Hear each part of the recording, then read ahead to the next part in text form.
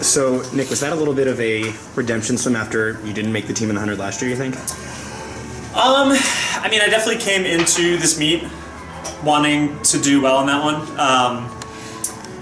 You know, it's not so much a redemption swim because it's just the reality of Olympic trials, and I think, you know, they need to send the best team possible. To do that, you have to put together 3 really good 100 breasts, and I put together two pretty good 100 breasts, so not really good. So it's just like those guys definitely deserve to go, and you know, this was more of a goal for me starting this year, and knowing that I wanted to be better in the 100. So, what are your expectations for Worlds?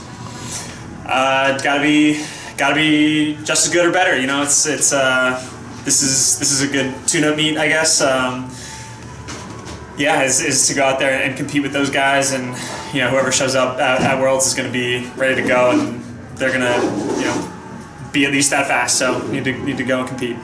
Are you done with school at this point, or how are you managing that and Worlds prep? Yeah, I think apparently staring at my computer screen for like 3 hours really gets me in the zone for swimming, because I took a nap and then worked on a final project and stuff. I actually fly home on Sunday, and I have a final to take on Monday morning.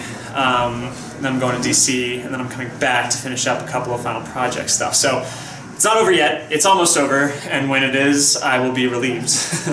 How does this feel, given, you know, we talked about all your short course success in the fall, and just swimming not really being at the center, but you had 3 great races here, especially in the shorter ones. So how does that feel to pull that off, you know, just given where you are in your life right now?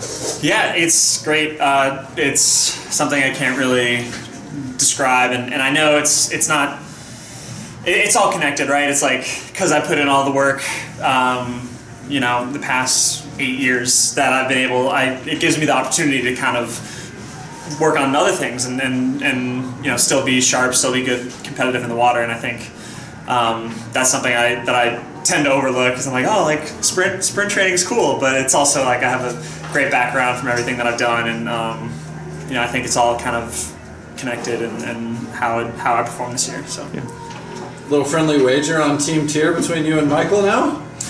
Yeah, you could maybe, I don't know. It's I was just telling someone that it's like it's, you know, they're like, oh, like you and Michael Angel have been going back and forth, and I'm like, well, it's kind of been one-sided rivalry, I guess. I'm finally, you know, happy to get my hand on the wall this time, but you know, he's going to be ready to go out in Worlds, and you know, we're going to push each other, and I think having that, you know, I keep dropping time, but he keeps setting the bar even higher and higher. So you know, if he's thinking, oh, Nick's coming, I gotta push myself, and you know, I'm thinking, oh, Michael's going, I gotta push myself. So I think it's a good little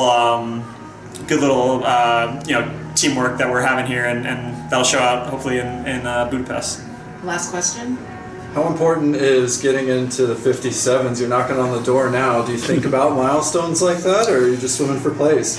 I mean, that would be really cool, right? Yeah.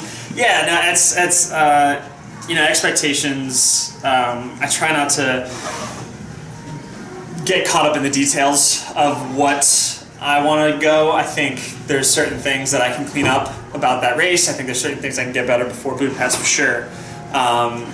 Does that lead to a 57? If so, great. If not, you know, I'm looking for a best time, just trying to get better, and yeah, I mean, if I go 58.00, I'm not going to be upset. So, you know, it's just one of those things where, yeah, that'd be great, but I'm going to really focus on kind of the process first. Thanks, Nick. Appreciate it. Thanks, Nick.